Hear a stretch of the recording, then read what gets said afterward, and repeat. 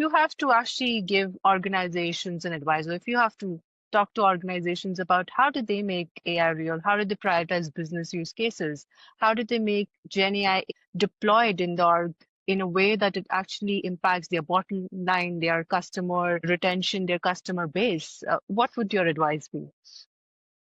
Yeah, this is one I wish I had all the answers to. I can tell you that it starts at the top for sure, with CEOs like Nick who are willing to take risks to create the future. And my team, what's worked for us is I have loyalty business leaders and subject matter experts sitting side by side with my analysts and data science experts, and they are working together every single day. And I encourage them, I nudge them to lean in and to learn what each other is doing. So that means my loyalty business leaders have to get a basic understanding of what's out there. What are the AI capabilities that exist that they might be able to take advantage of?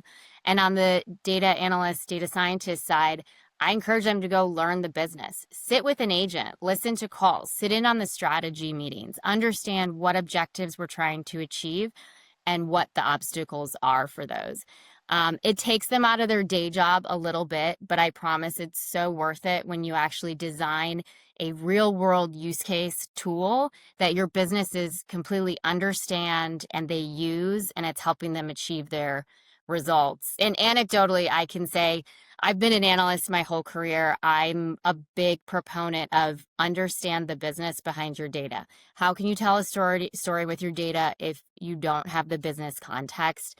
That's part of how our large language model actually started. Was I used to do call audits. We used to literally listen to retention calls to get answers. And so I'd assign out 10 calls to each analyst every week. We'd come up with 10 questions that we want to know. We'd meet and say, let's make sure we interpret these questions all the same. What are we listening for on the call? A week later, we'll come back, say we'll have 100 calls audited. We'll have answered these questions. We'll pivot it. We'll feel like this is the most amazing information we could ever have, because that's what we had at that time. And after a couple months of doing this, my data scientist came to me and said, we don't have to do this anymore. How about instead of 100 calls with 10 questions in a week, we let you ask as many questions as you want to all of the calls, and maybe it'll take an hour, hour and a half, which is absolutely fantastic. Like, I think partly they may not have wanted to listen to calls anymore, but I think also we all know the value in the information, being able to listen to our customers and understand what they're saying to us. It's really remarkable. And it's a big shout out to my data science team that built this, because it has really changed the way we do business and the way we listen to our customers.